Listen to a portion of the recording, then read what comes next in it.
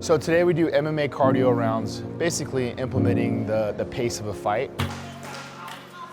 Get Francis tired and then be able to give him instructions while he's tired so he's able to function and listen as well as make the proper adjustments as we call it out. I've been at fights before where I've been a spectator and one of my coaches is actually cornering and you can hear that voice cut right through a crowd.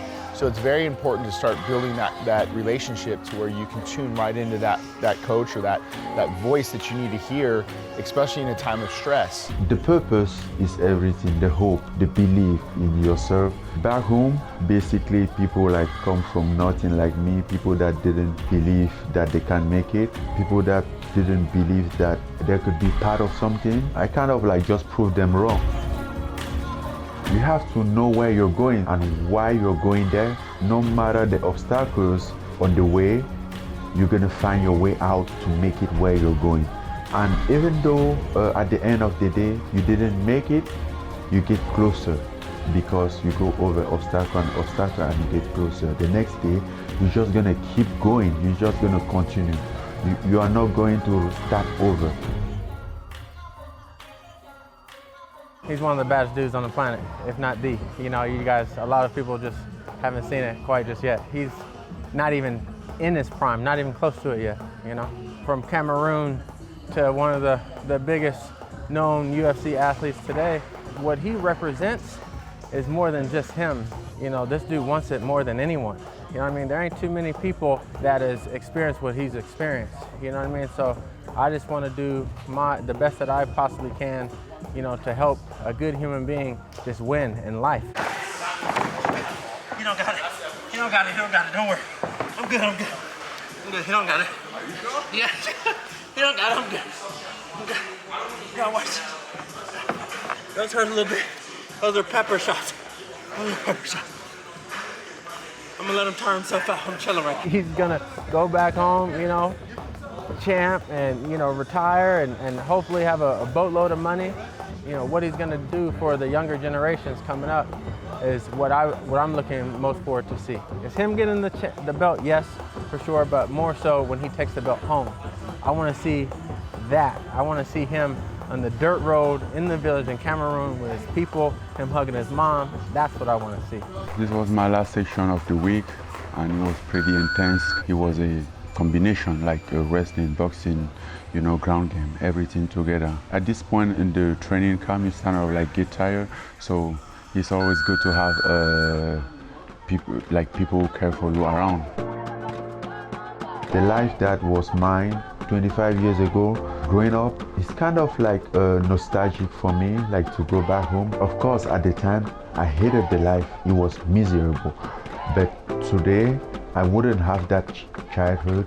I wouldn't have that tough life. I wouldn't be here today. I wouldn't be who I am today. I can be there, see myself there like 10 years ago and see what was my dream, what was in my mind, and see where I am today.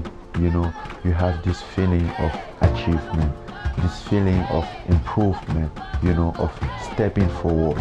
It's very important to like look back and to see where you came from. Bow tie? Dare I say?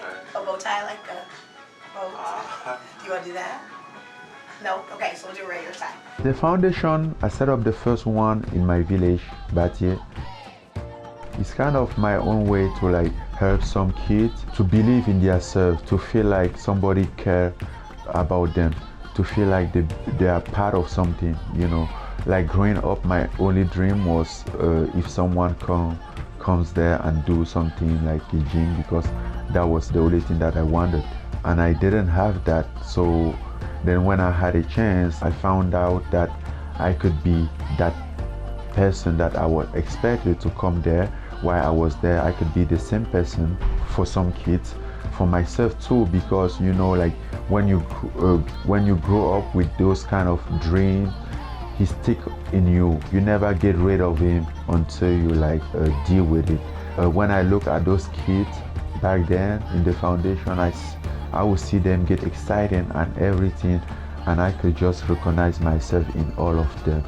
You know, they have this thing that they hold on to. They have this dream, and that's me, that's what I wanted, that's exactly what I wanted. So I can like project myself back to like feel that. I want to see myself as somebody that give everything that he got and never give up, chase his dream, achieve whatever he could have achieved. Maybe someone he didn't achieve it, but he tried. After my retirement, after I get old, to look back in my life and said, yes, I give it all out there. No matter what will be the result, but as soon as I can dig in myself, in my heart, and remember that I do whatever I can, I sacrifice and give it all, that will be my greatest remember of myself.